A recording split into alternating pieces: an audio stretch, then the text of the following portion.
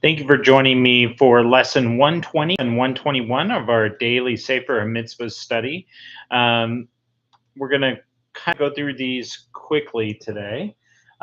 First of all, uh, lesson 120 is regarding planting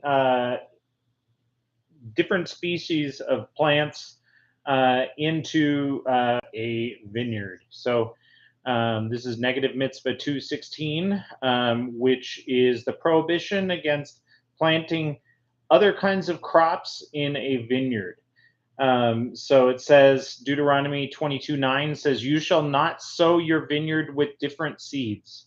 So biblically, we are forbidden from planting vegetables or grain in a vineyard in the land of Israel specifically.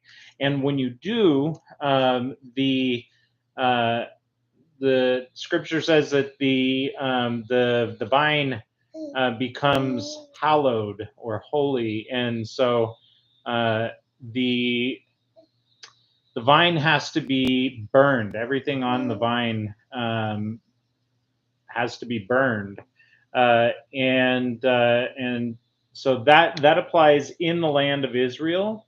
But because it's a prohibition not only on the fruit, this is a like a breeding or the planting is not just the only prohibition. It extends to you can't even benefit from those things at all in any way.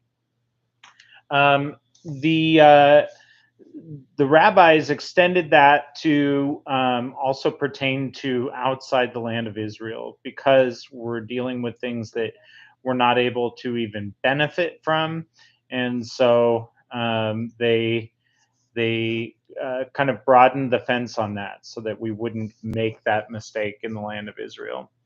All right, lesson 121. Two mitzvahs, negative mitzvah 217 and negative mitzvah 218.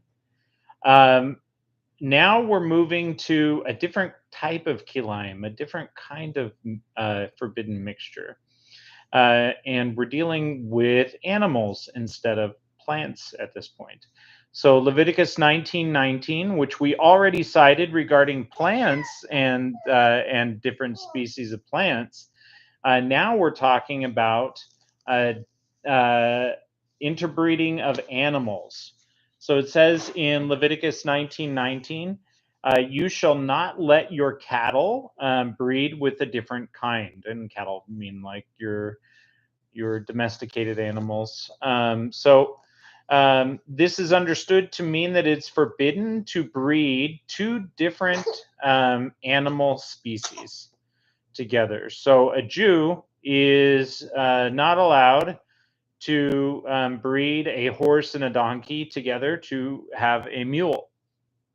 That would be forbidden and a violation of this mitzvah. Deuteronomy 22:10 is our source for negative mitzvah 218, which says, "You shall not plow with an ox and a donkey together."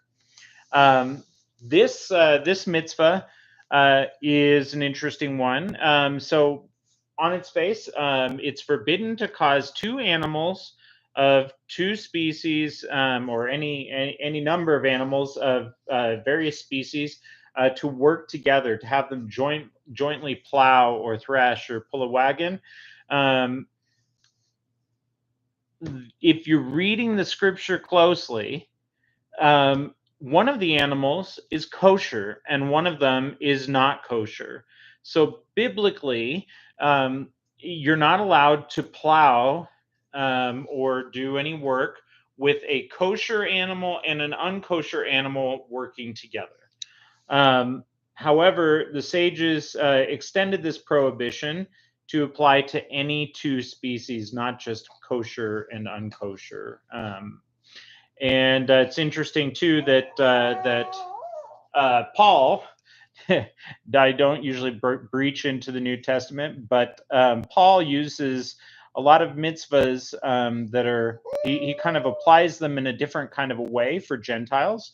I think because he doesn't have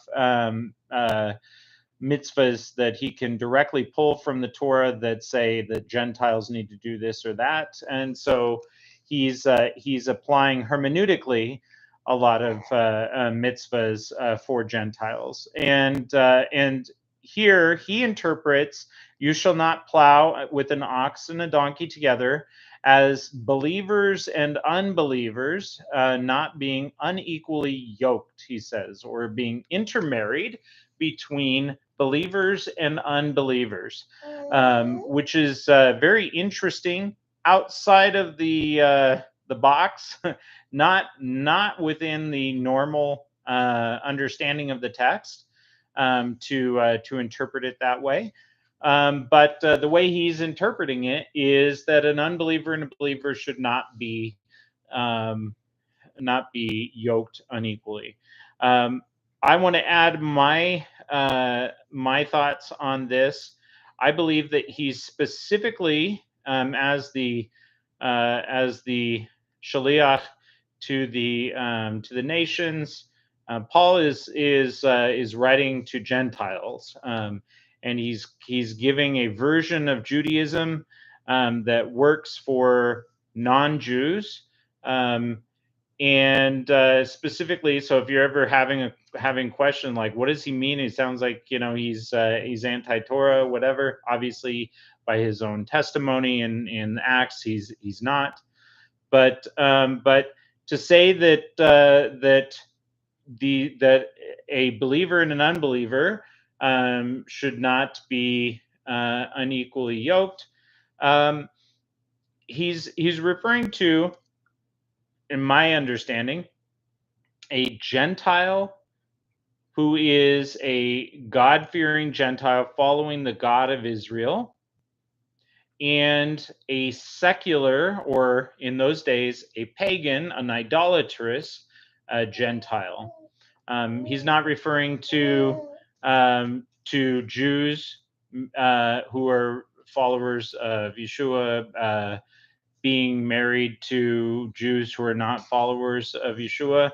Not that he wouldn't necessarily have a similar idea regarding that. Perhaps he would have, but I believe in this case he's specifically referring to Gentiles, and my reason for that is that the two animals that are cited here are in the verse are an ox and a donkey, and an ox is often understood to be, in fact, if you look in the book of Enoch, this refers to righteous Gentiles in a parable in the book of Enoch, and in other cases too. But an ox is not representative generally of Israel, because in almost certainly in every biblical example that we have of an animal relating to a Jewish person, it's going to be a sheep. It's the flock, etc. And so he chooses to interpret this as a ox and a donkey, meaning a kosher and a non-kosher Gentile.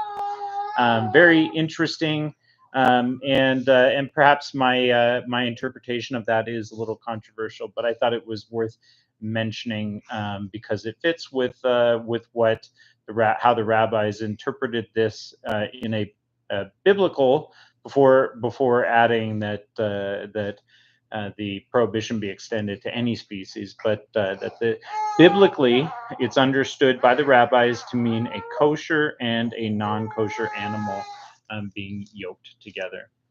All right, thank you so much for joining me. Have a great day in every way.